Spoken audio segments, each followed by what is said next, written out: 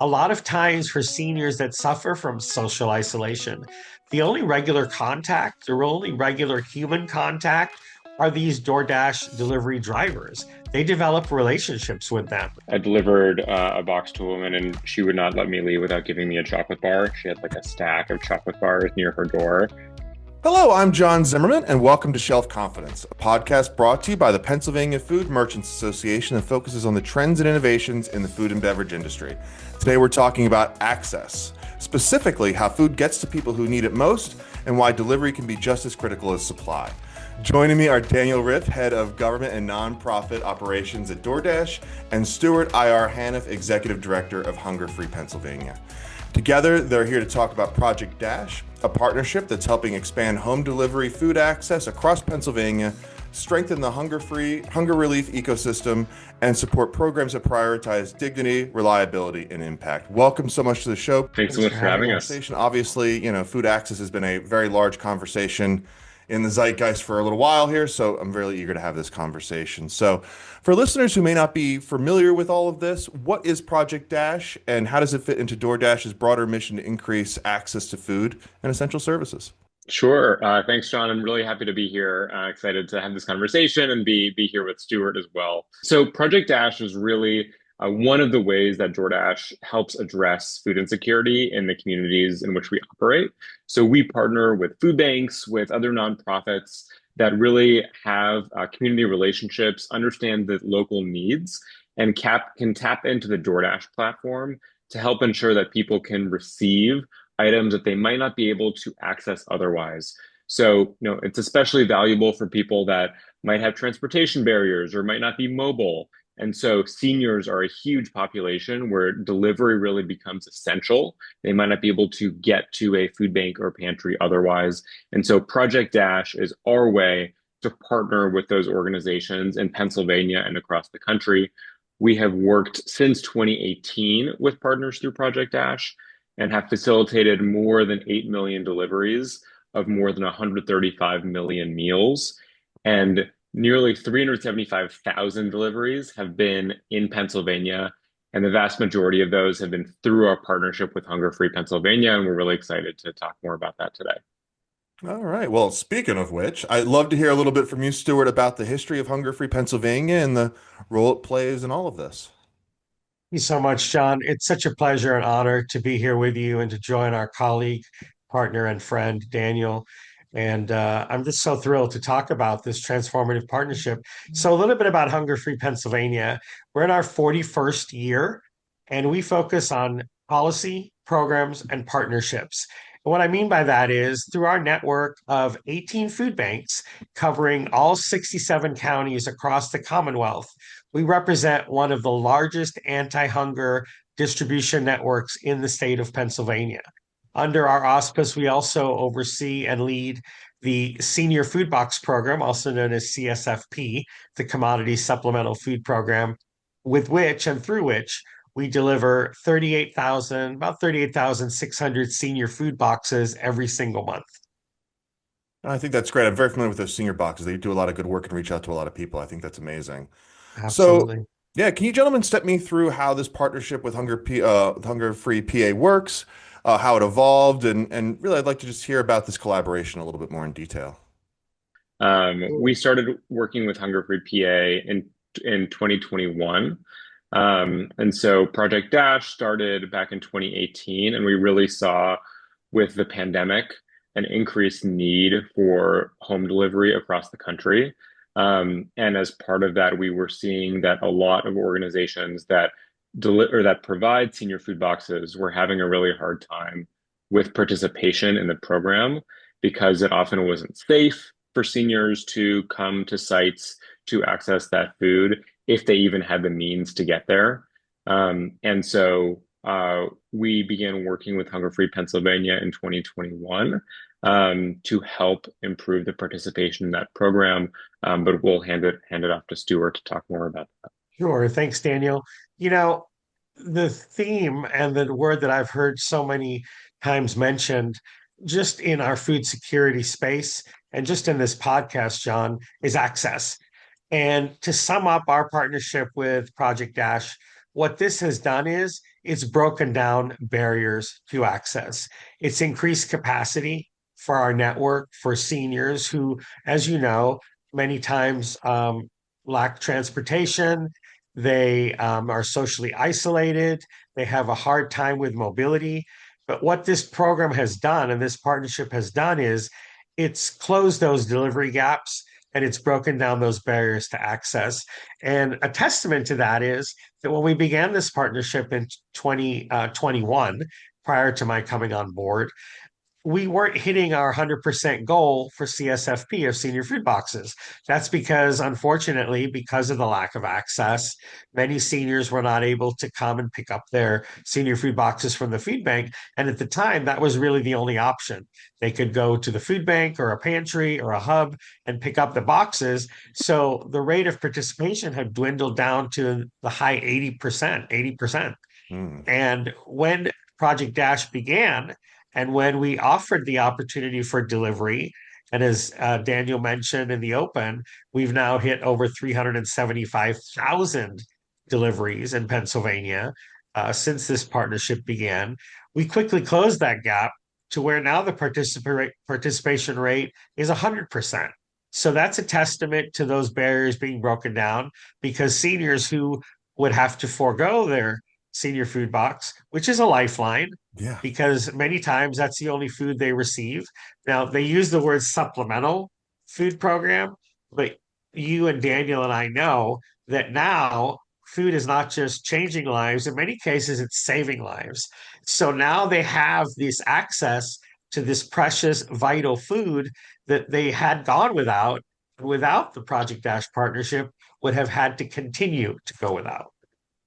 And I'll also add, just for folks that might be less familiar with the Senior Food Box program, these are heavy boxes.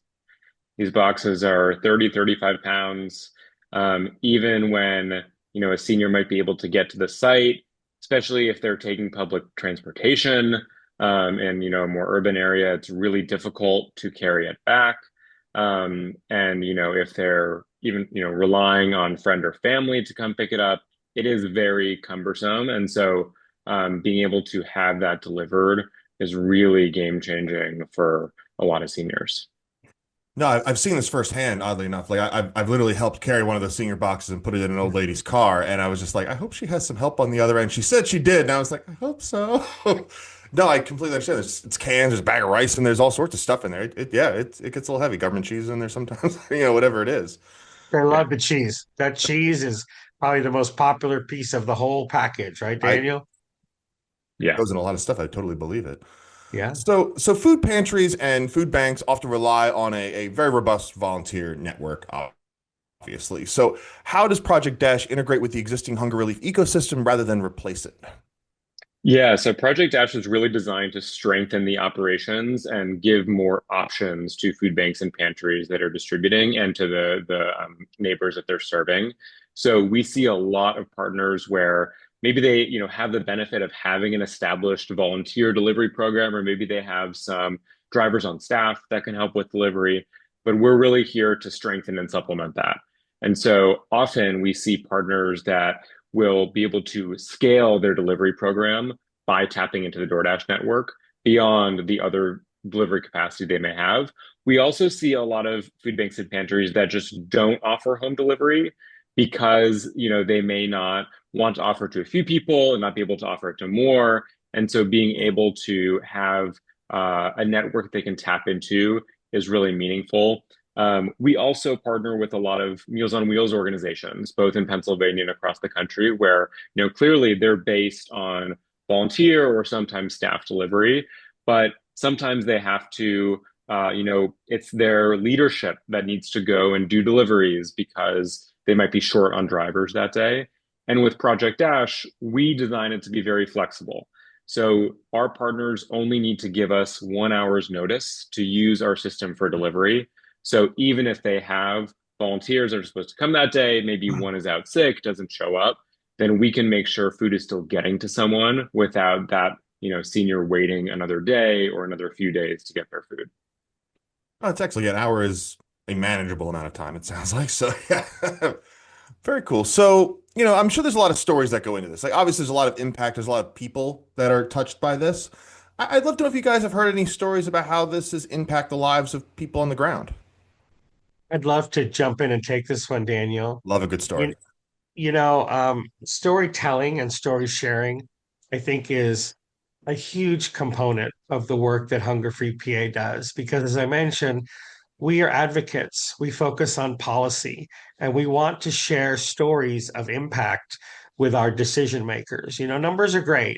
There's 1.8, 1.9 million Pennsylvanians that are food insecure. 475,000 of those are children. And that's a powerful number. But when you could put a face to that, um, it's even more captivating. And I think it does even more to get the attention of the people who are in power.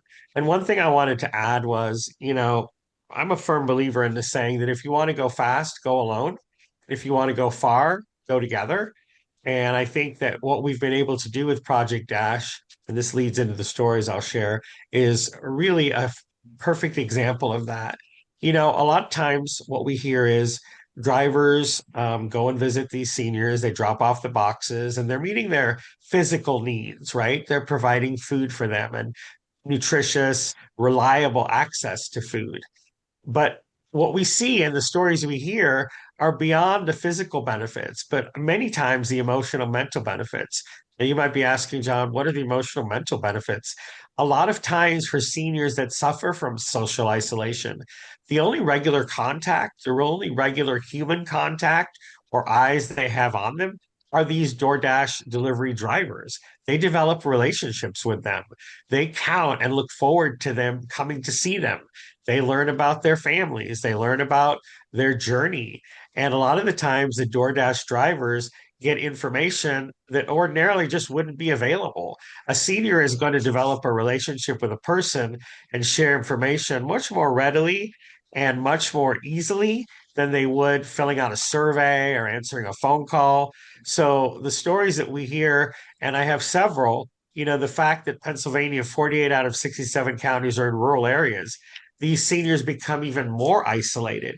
And we hear stories in like Greater Washington County or in New York County, many parts of which are rural, where these drivers go and visit them, and the seniors look forward to seeing the drivers.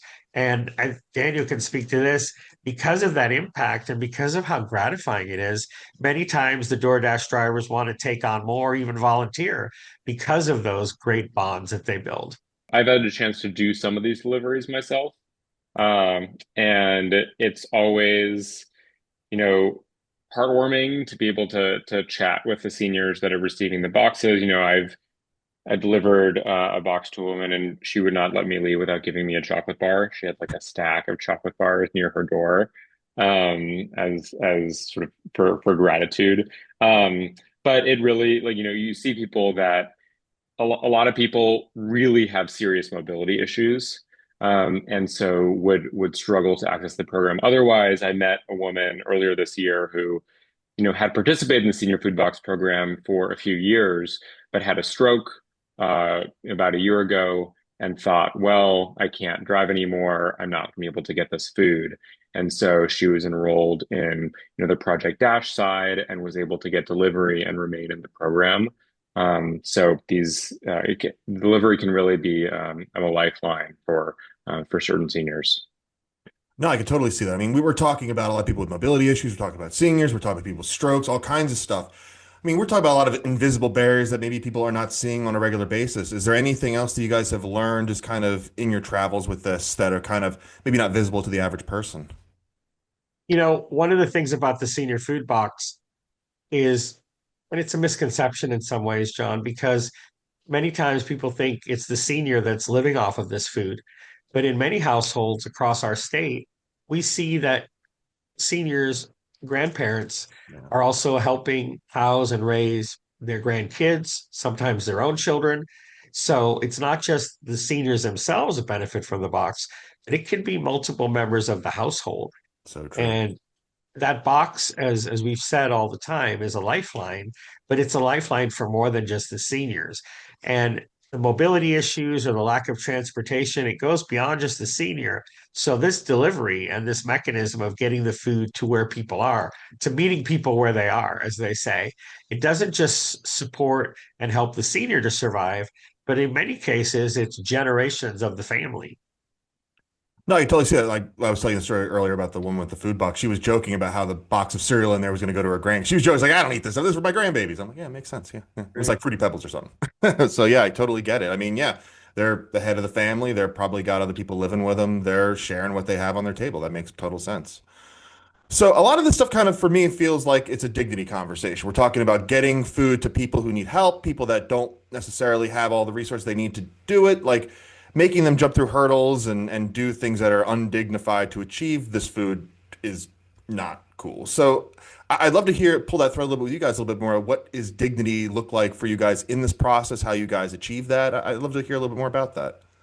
As you mentioned, we want this to be a dignified experience, and delivery often offers that. Especially, I think one thing that we often see is um, seniors sometimes can feel a little guilty relying on friends or family to go pick up their food for them.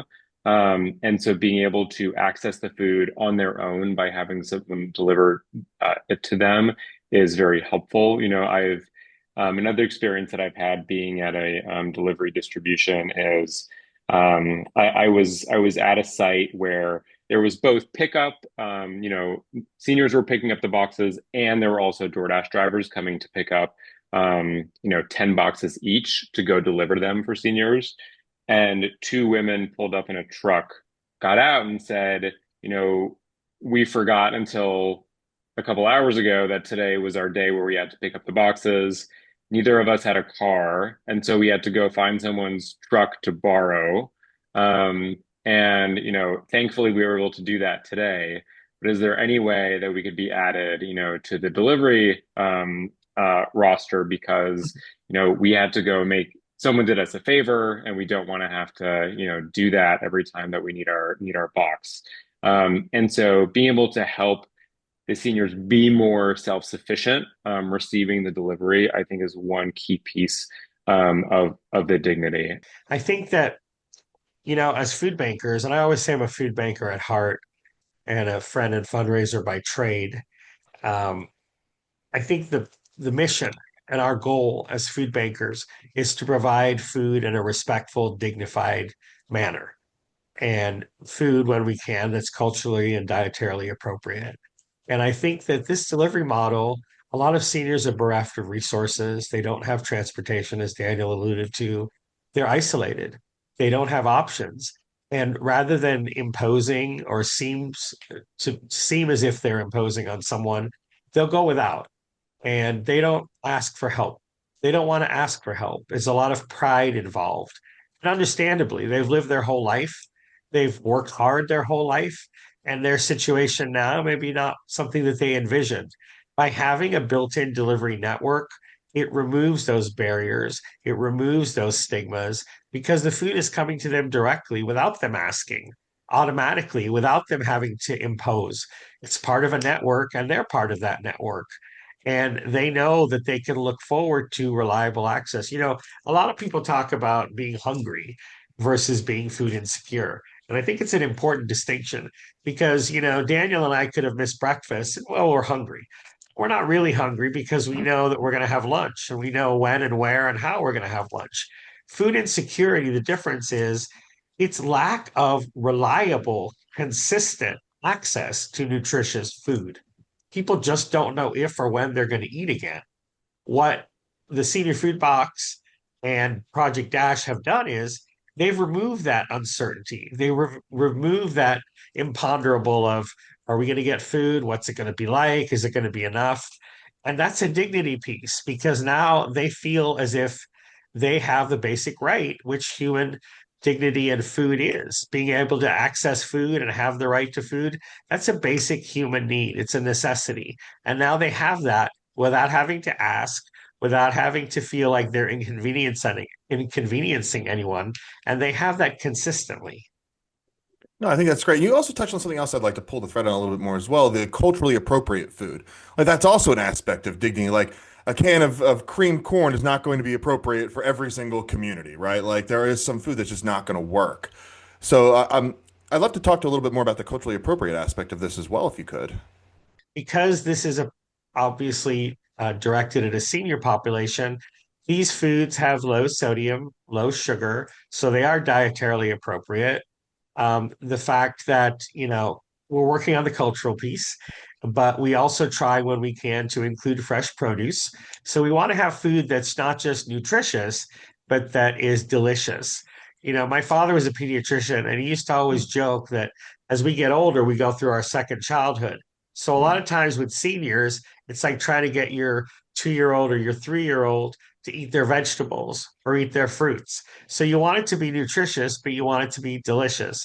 And so the foods, many times in these senior food boxes with the seniors in mind, are dietarily appropriate. The low sodium, the low sugar, it's canned vegetables. It's a lot of food that's good, but it's continuing to evolve. As we learn more about diets, as we learn more about the link between hunger and health, we hope to continue to evolve that process.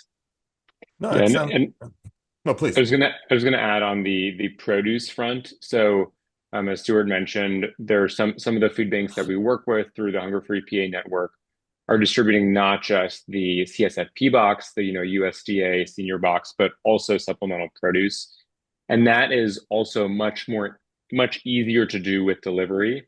We talked a bit about the weight of these boxes. If you're adding another 10 to 15 pounds of produce, that makes it even more cumbersome for someone to take home. Um, and so being able to deliver that, we hear is really valuable. I also want to touch on something Stuart mentioned, which is stigma and the role that Project Dash and our partnership plays in overcoming stigma. We often hear that seniors and frankly, all types of people may not be comfortable coming into a food bank, going into a pantry, having their neighbors see them, especially in smaller communities, where, if you're going to go into the pantry, you're going to know the people working there. And so having delivery and having it look like any other DoorDash delivery is very helpful for people that do not want their neighbors to know what they're receiving and the assistance that they're receiving. I've also heard from seniors that now their grandkids think they're cool getting orders from DoorDash. So there's also that kind of element to it. With our partnership, seniors do not need to use our app. I'm sure some of your listeners are familiar with just ordering meals on DoorDash or ordering groceries or other things. Just to be clear, that's actually not how Project Dash works. With Project Dash, it is Hunger Free PA and their network food banks who are essentially scheduling the orders on behalf of their clients. And so the seniors do not need to order anything on our app.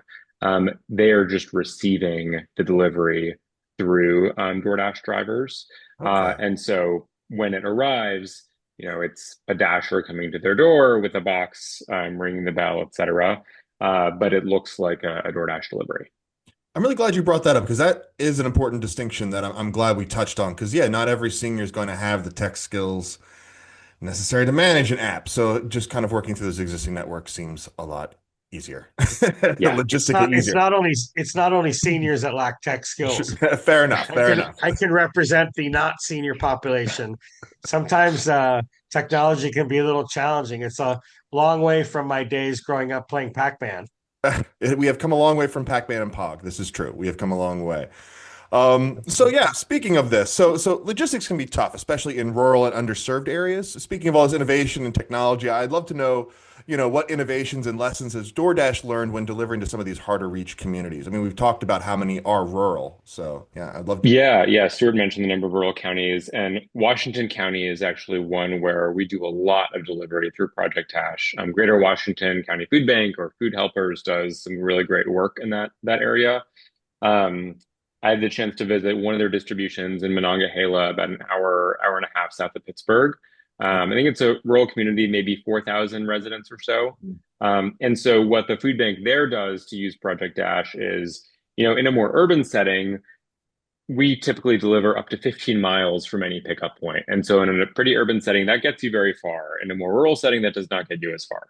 And so what the food bank does down there is they actually drive their truck out to different parts of the county Hmm. and they park the truck and then dashers come there and deliver out to basically, a 15-mile range from there. So you can think of it as more a hub and spoke model, Yeah. but not even with fixed sites, just with the distribution I went to, Hmm. the truck was parked in a parking lot along a river. It was very pretty.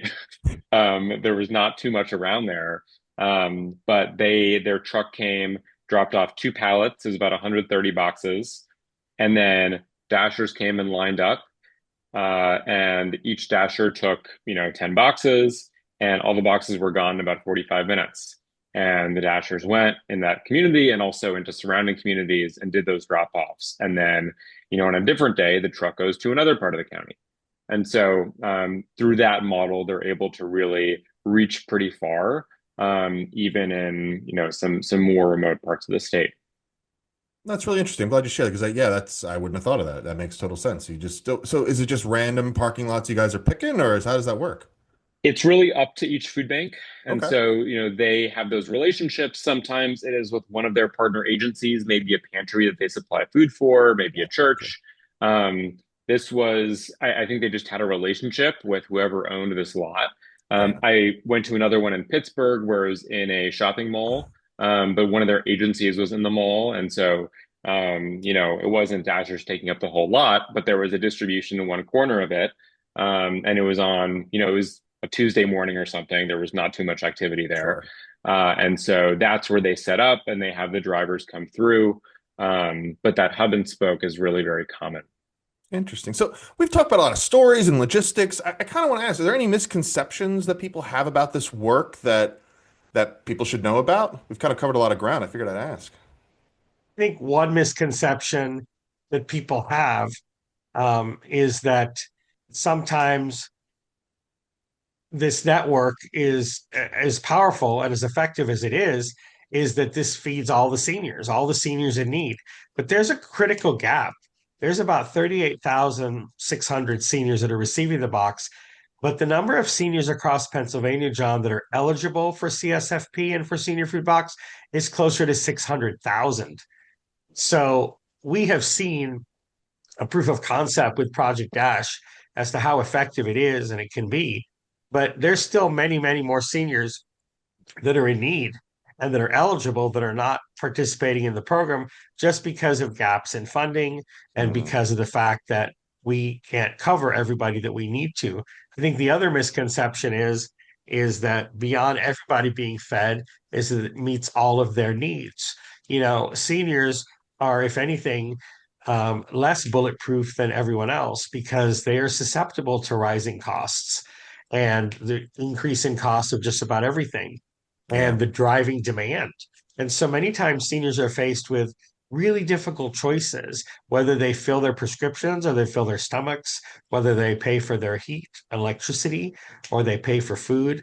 So a misconception is that all the seniors that need food are getting the food when there's many that are unfortunately still not part of the program.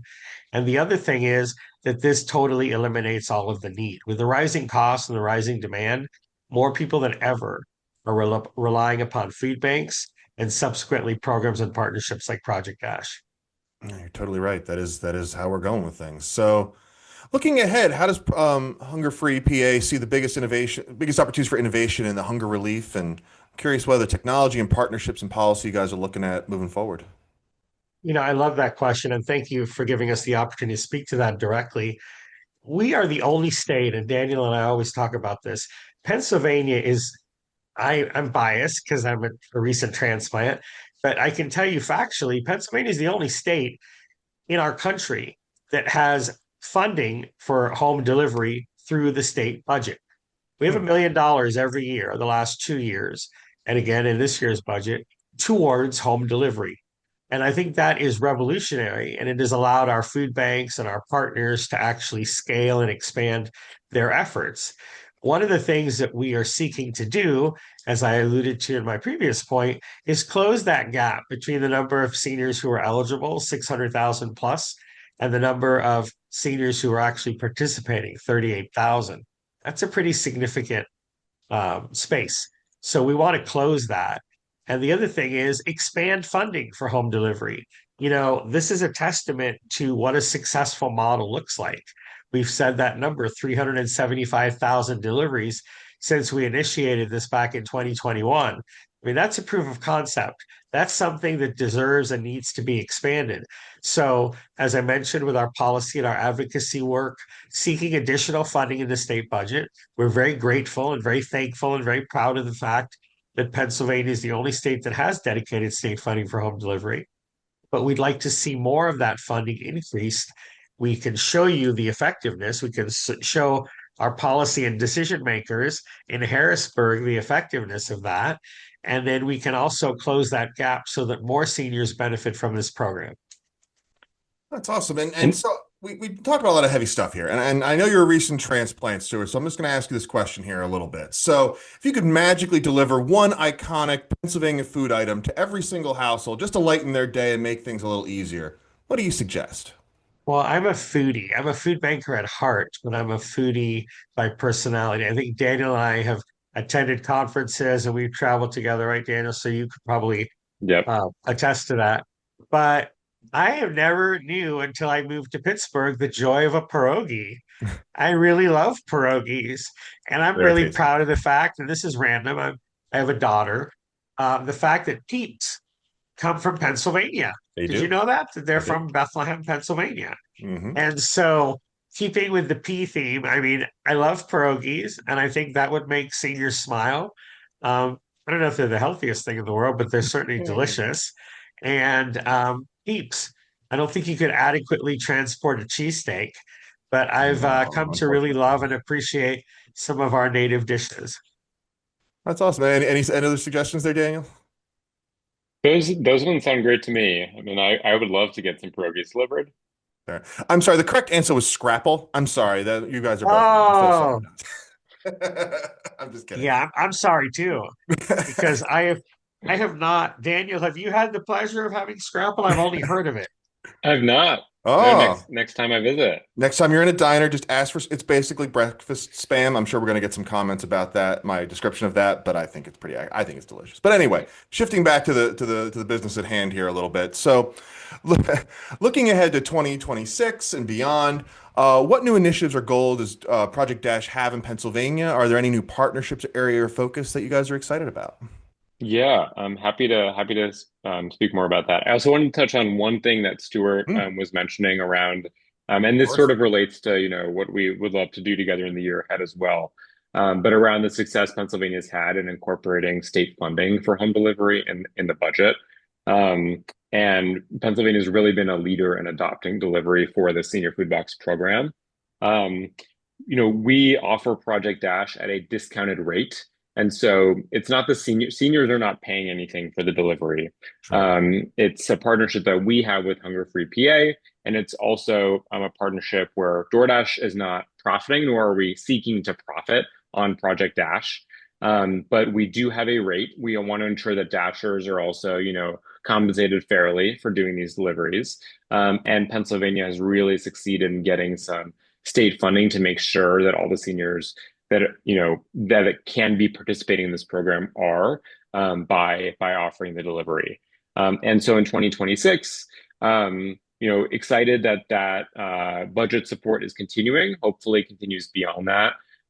One thing nationally that we are looking at is we want Pennsylvania to really be the model for how improving access to CSFP, the Senior Food Box Program, can be improved.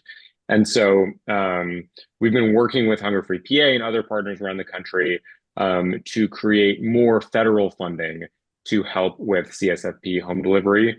So there is a bill that is gathering support in DC that has the backing of Feeding America and the National CSFP Association. That's called the Delivering for Rural Seniors Act, which would create more federal funding around home delivery across the country. And so we're excited about that potential. I think another area that we're really focused on with Project Dash these days and in the year ahead is the role of food in healthcare, or food as medicine, as many people call it. And that's really looking at food as a clinical intervention to improve people's health, often in a way that is preventative and might reduce healthcare spending and improve health outcomes at the same time. And so this takes on different forms. Sometimes it is a hospital or clinic that might see patients who have chronic conditions like diabetes and are also food insecure and may have transportation barriers, may not be able to get food easily. And so we have an increasing number of partners where the hospital or clinic will then refer that patient to a food bank or pantry, essentially prescribing them food to improve their health. And delivery is a really key piece there, not only because of the transportation barriers, but when you look at food as more of a healthcare intervention, then you're thinking about dosages. You're thinking about when is this person taking it, consuming it. Yeah. And if you're relying on someone to go pick it up on a regular schedule, can you imagine going to pick up your medication, having to go every day, every few days, or every week at the same time? So having that delivered is really key. And so we're seeing a lot of interest there in terms of partnering to get food to folks that are participating in those programs. And in some states, there are opportunities for Medicaid to reimburse for nutrition services. And so that could be, someone being prescribed produce. It could be a medically tailored meal that they're receiving. And so delivery is a really key piece of ensuring that those patients are getting that food on that schedule. I would love to jump in and add to what Daniel said. I'm part of the Food as Healthcare Coalition, which is led by the Heinz Endowment. And I think the Medicaid 1115 waiver, when you talk about preventative medicine and food as medicine, I think that's a real opportunity to expand our existing senior food box network and deliver medically tailored meals. So that's an innovation, I think, in terms of health disparities, as Daniel mentioned, hypertension and diabetes. So I love that. One specific story I wanted to share that always warms my heart is a senior that we are become very aware of, Greater Washington County. And this senior loves to write letters and loves to give feedback and has given Greater Washington Food Bank, Food Helpers, tons of information about how DoorDash and how home delivery has really changed her life. She loves to share recipes, what she's done with the product, the fact that now she has more time to stay at home. She doesn't have to worry about getting in her car or driving on the roads or dealing with, the sometimes treacherous weather conditions in Pennsylvania, especially in rural areas. Yep. So just sharing the impact, and we talked about this in the beginning, stories, but really more and more and more, these boxes save lives, but they change lives. And every single day, they're transforming someone's life. And I just know as a food banker, in my years of doing this, I've been a food banker for more than a decade working in the Feeding America network. The impact of bringing food to people where they are, especially when there's so many challenges and there's so many more barriers than there were before. And those are physical barriers, emotional stigma. We've talked about dignity.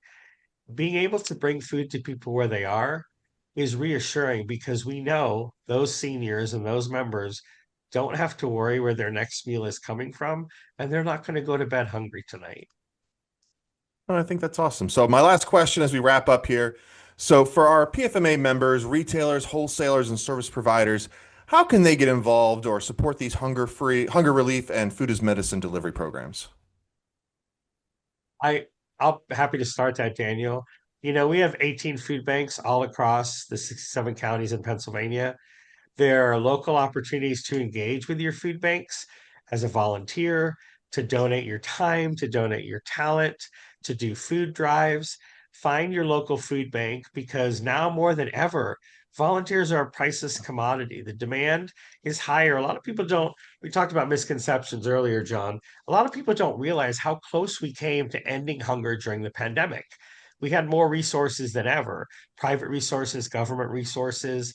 And now, 5 years later, 4 years later, we see less resources, higher costs, and greater demand.